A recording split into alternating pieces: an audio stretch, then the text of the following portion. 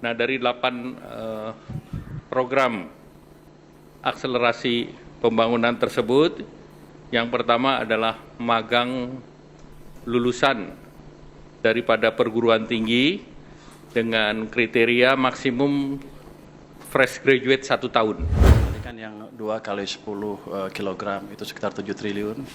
Sudah ada uangnya kami sediakan, bukan berarti defisit melebar. Tapi saya bisa perkirakan tuh setiap tahun tuh penyerapannya berapa sih anggaran kita.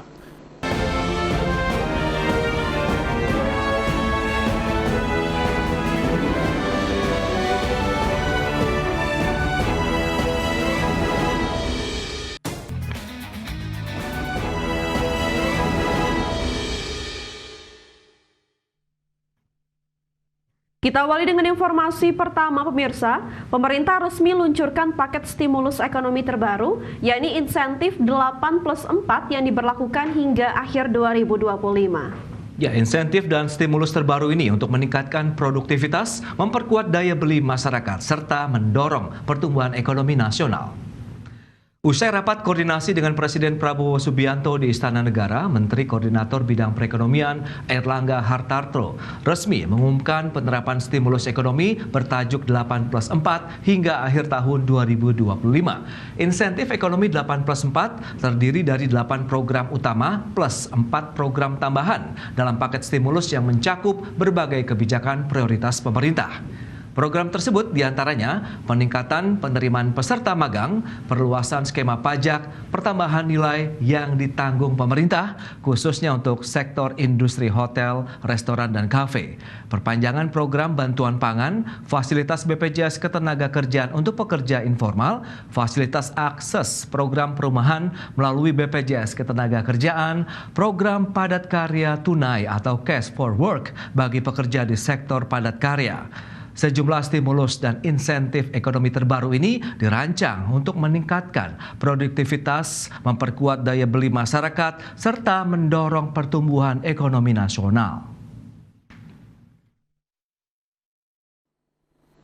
Nah, dari 8 program akselerasi pembangunan tersebut, yang pertama adalah magang lulusan daripada perguruan tinggi dengan kriteria maksimum fresh graduate 1 tahun.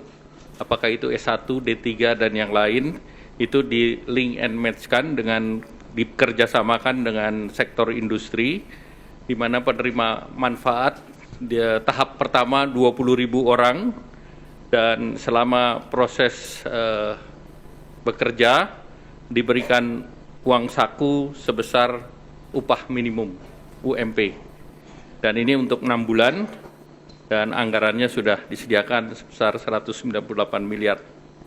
Yang kedua, mungkin yang terkait dengan perluasan PPh 1 ditanggung pemerintah, yang kemarin sudah diperlakukan untuk sektor padat karya, ini dilanjutkan ke sektor pariwisata, hotel, restoran, dan kafe.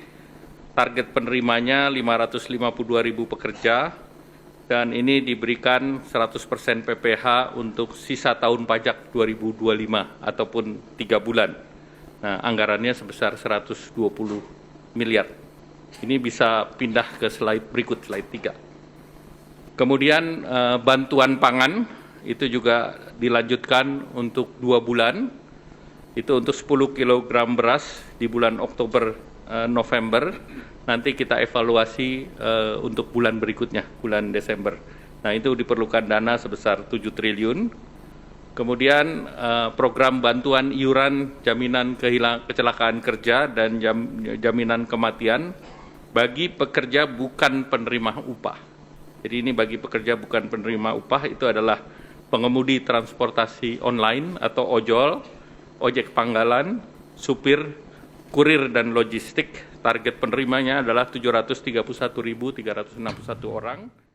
Ya, sementara itu Menteri Keuangan Purbaya Yudi Sadewa menilai penerbitan stimulus ekonomi 8 baru plus 4 tambahan merupakan upaya pemerintah dalam meningkatkan daya beli dan belanja negara. Menkyu Purbaya usai rapat terbatas di Istana Negara ingin mengoptimalkan belanja hingga akhir tahun ini, di mana Purbaya menyatakan komitmennya untuk mendukung penuh program stimulus ekonomi yang baru dirilis pemerintah ini, serta memastikan agar seluruh anggaran negara dapat terserap secara optimal hingga akhir tahun 2025. Terlebih lagi, paket stimulus ekonomi terbaru ini mencakup berbagai kebijakan prioritas yang saat ini tengah dijalankan pemerintah. Besar tadi kan yang 2 kali 10 kilogram itu sekitar 7 triliun. Sudah ada uangnya kami sediakan, bukan berarti defisit melebar. Tapi saya bisa perkirakan tuh setiap tahun tuh penyerapannya berapa sih anggaran kita. Tahun lalu kan ada sisa juga. Saya bisa hitung sisanya berapa. Jadi daripada sisa, tinggal 3 bulan lagi mungkin nggak kepake, saya pakai ke sana. Jadi ini hanya optimalisasi penyerapan anggaran supaya berdampak bagi perekonomian tanpa merubah defisit terlalu signifikan.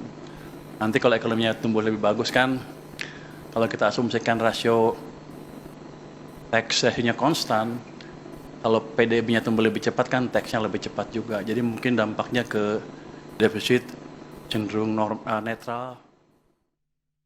Ke informasi lainnya, pemirsa, Indonesia berada di posisi teratas penerima investasi hijau dari China. Tercatat nilai investasi hingga awal 2025 telah mencapai 1.107 triliun rupiah, terutama di sektor baterai dan pengembangan energi surya. Berdasarkan laporan yang dirilis Net Zero Industrial Policy Lab dari Johns Hopkins University Amerika Serikat, Indonesia menempati peringkat teratas dan tujuan utama investasi hijau dari perusahaan-perusahaan Cina, baik dari sisi volume maupun nilai investasi. Tercatat hingga awal tahun 2025, total investasi hijau Cina, nilai proyeknya menembus angka 67,87 miliar dolar Amerika Serikat atau sekitar 1.107 triliun rupiah. Dengan 71 proyek senilai 67,87 miliar dolar Amerika Serikat. Investasi hijau Cina di Indonesia sejauh ini dinominasi oleh proyek mineral bahan baku baterai seperti nikel dan kobalt.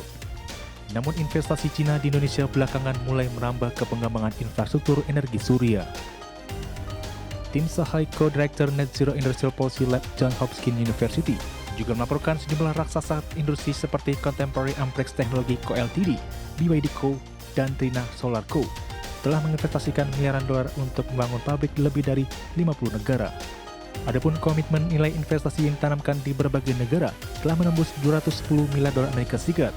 Hal ini seiring dengan langkah Presiden Amerika Serikat Donald Trump yang merombak secara besar-besaran regulasi terkait energi hijau. China justru menjadi motor utama transisi energi global. Dari Jakarta, Tim Liputan IDX.